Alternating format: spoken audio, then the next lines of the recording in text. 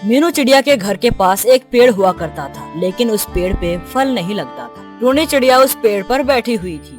ये पेड़ न जाने किस चीज का है, कोई फलदार पेड़ है या फिर कोई झाड़ी। तभी टूनी चिड़िया देखती है कि वहाँ से कालू कौवा गुजर रहा था। कालू कौवे जरा इधर आना, मुझे तुमसे कुछ बात करनी है। हाँ बोलो, क्या बात है? कालू कौवे, क्या तुम इस पेड़ को देखकर बता सकते हो कि ये पेड़ किस चीज का है? क्योंकि इस पेड़ पर कोई फल नहीं लगते। वैसे तो मुझे फलों की बहुत ज्यादा जानकारी है, लेकिन इस पेड़ को देखकर मुझे समझ में नहीं आ रहा कि ये पेड़ किस चीज का है।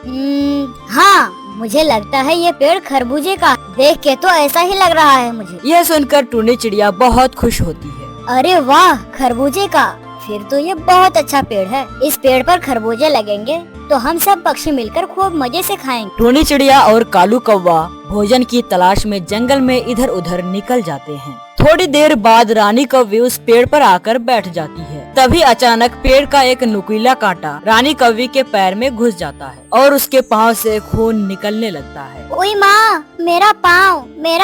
न जाने कैसे कैसे पेड़ टूनी चिड़िया ने जंगल में लगा रखे हैं। ऐसे कांटेदार पेड़ों को तो जंगल में होना ही नहीं चाहिए। अभी कुल्हाड़ी लाकर इस पेड़ को काट फेंकती हूँ। यह कहकर रानी कौवी गुस्से में अपने घर पर कुल्हाड़ी लाने चली जाती है। दोस्तों, अगर आपने अभी तक हमारे इस वीडियो को लाइक नहीं किया है तो प्लीज इस वीडियो को अभी लाइक कीजिए, क्योंकि आगे और ही इंटरेस्टिंग कहानी आने वाली। फिर रानी कौवी कुल्हाड़ी लेकर आ जाती है। रानी कौवी को देखकर टूनी चिड़िया भी वहाँ आ जाती है। हाय रे रानी कौवी, क्या करने लगी हो तुम? मैं इस पेड़ को काटने वाली हूँ। तुम भी कितनी बुद्धू हो टूनी चिड़िया कि इस तरह के कांटेदार पेड़ को जंगल में लगाती हो। अरे रानी, इसे मत काटो, ये खरबूजे का पेड़ है। रानी तुम देखना, इस पेड़ पर भी कभी बड़े बड़े खरबूजे लगेंगे। क्या बोली? खरबूजे का पेड़? खरबूजे का पेड़ नहीं होता, बेल होती है, बेल। तुम भी कितनी पागल हो गई हो। चलो अब हटो यहाँ से और काटने दो मुझे। नहीं काटने दूंगी, क्योंकि यह पेड़ मैंने लगाया था। अगर तुमने मुझसे ज्यादा जबरदस्ती की तो मैं महाराज के पास तुम्हारी शिकायत कर दूंगी। महाराज का नाम सुनकर रानी कौवी अपनी कुल्हाड़ी उठाकर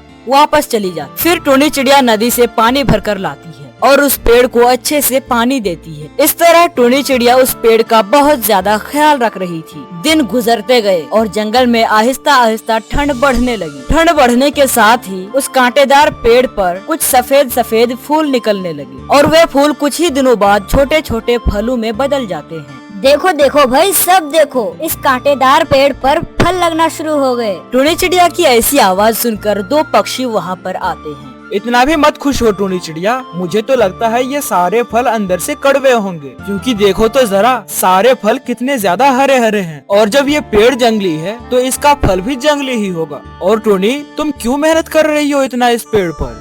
हमें अच्छे की उम्मीद रखना चाहिए, तभी तो अच्छा होगा हमारे साथ। और मुझे पूरा विश्वास है कि ये पेड़ हमें स्वादिष्ट स्वादिष्ट और मीठा मीठा फल देगा। आज रात तो जंगल में तेजी से बर्फ पड़नी शुरू हो जाती है और सुबह होने तक जितने भी भोजन जमीन पर पड़े हुए थे वे सब बर्फ तले दब जाते हैं। अब तो जंगल में जरा सा भी भोजन नहीं है, सारा भोजन बर्फ के नीचे दब गया है। मुझे तो लगता है कि अब हमें भोजन ढूंढने के लिए दूसरे जंगल जाना पड़ेगा। अब मैं और नहीं उड़ सकता। वैसे भी मैं दूसरे जंगल घूम घूम के मेरे पर थक चुके हैं। अब दूसरे जंगल जाकर मैं भोजन नहीं ढूंढ सकता। तुम चिंता मत करो कालू कौवे, मैं और टूनी चिड़िया दूसरे जंगल जाकर भोजन ले आते हैं। आते वक्त तुम्हारे लिए भी भोजन लेकर आ जाएंगे। ये हुई ना कोई दोस्तों वाली बात। तुम्हारा बहुत बहुत धन्यवाद कबूतर तुम्हारा। फिर कबूतर और टूनी चिड़िया दोनों भोजन की तलाश में दूसरे जंगल की तरफ निकल जाते हैं। थोड़े दिनों के बाद टूनी चिड़िया का वह कांटेदार पेड़ कोई मामूली पेड़ नहीं बल्कि संतरों का एक बड़ा पेड़ था। वक्त गुजरने के साथ साथ उस पेड़ पर तो काफी बड़े बड़े संतरे लग चुके थे। टूनी चिड़िया यह देखकर कुछ ज्यादा ही खुश थी। अरे जंगल के पक्षियों, कहाँ हो सारे?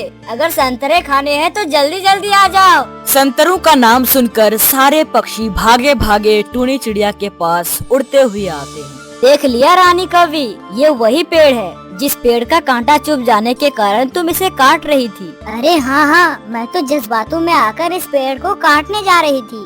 अरे मुझे क्या पता था कि ये पेड़ संतरों का होगा। फिर सारे पक्षी खुश होते हैं और उस पेड़ से मजे ले लेकर वो संतरे खाते हैं। इस कहानी से हमें यह सीख मिलती है कि हमें कोई भी फैसला जल्दबाजी में नहीं लेना चाहिए। अगर आप सबको ये कहानी पसंद आई तो इस वीडियो को लाइक करें और हमारे चैनल को सब्सक्राइब करें और साथ ही साथ बेल के आइकन को भी ऑल नोटिफिकेशन सेलेक्ट करें। तब तक के लिए जय हिंद।